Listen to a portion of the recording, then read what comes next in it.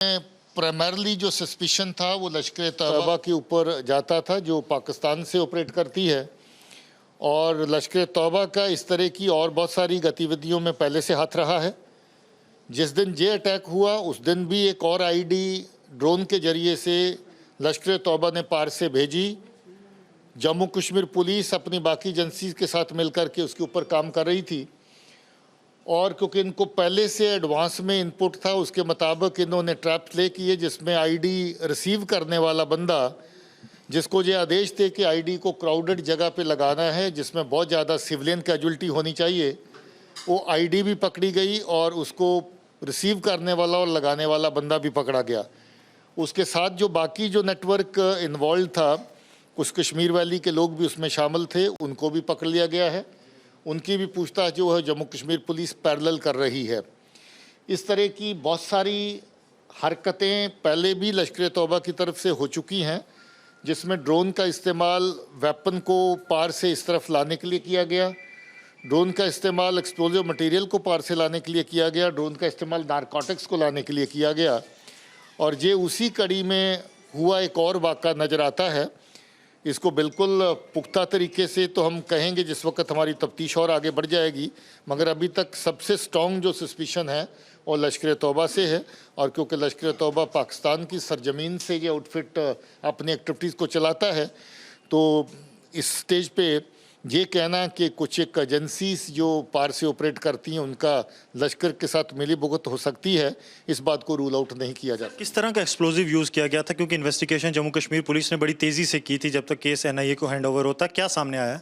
जो प्रिलिमिनरी जो material check करने के बाद आईडी से जो एक्सप्लोजिव मटेरियल मिला था, उससे यही लगा कि इसमें टीएनटी और आरडीएक्स दोनों का मिक्सचर इस्तेमाल हुआ होगा। आरडीएक्स के बारे में तो पुख्ता रिपोर्ट पहले से ही लोकल जिस वक्त टेस्ट किए थे मिल गई थी। टीएनटी के बारे में भी रिपोर्ट अभी एफएसएल की रिपोर्ट आती है तो उसको फर्दर आपसे शेयर करेंगे। सर, लगातार ड्रोन देखे जा रहे हैं उस हमले के बाद। आज भी ड्रोन जो है बीएसएफ ने वापस पाकिस्तानी टेरिटरी में भेजा है। आपको लगता है कि जो वाइटल इंस्टॉलेशंस हैं उनके सर्वे या रेकी की जा रही है इसी तरह की चीज़ को दोबारा करने के लिए जो लगातार इवेंट्स हो रहे हैं?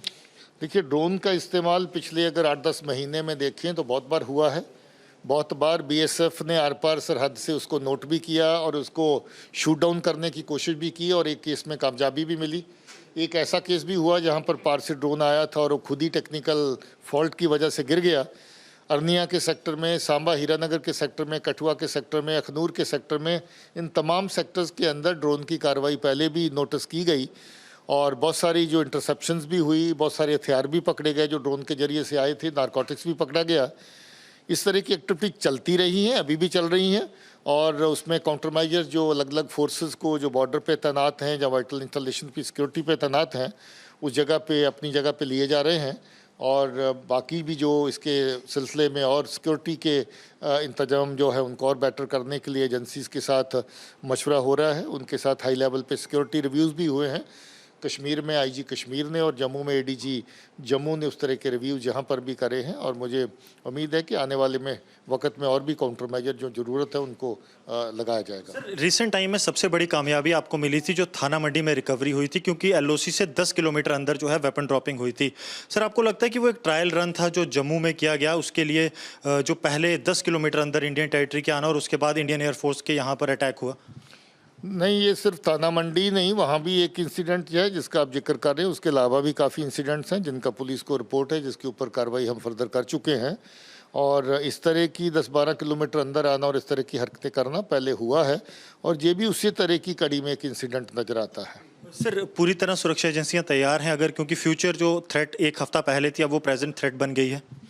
देखिए, सुरक्षा एजेंसियों को हमारी तैयारी हमेशा रखने की ज़रूरत है, और मेरी समझ है कि सब जगह पे लोग तैयार हैं। श्रीनगर में भी रिव्यू लिया गया, जम्मू में भी रिव्यू लिया गया। इस तरह की एक्टिविटीज़ को फाइल करने के लिए सब लोग अपनी जगह पे कोशिश कर रहे हैं।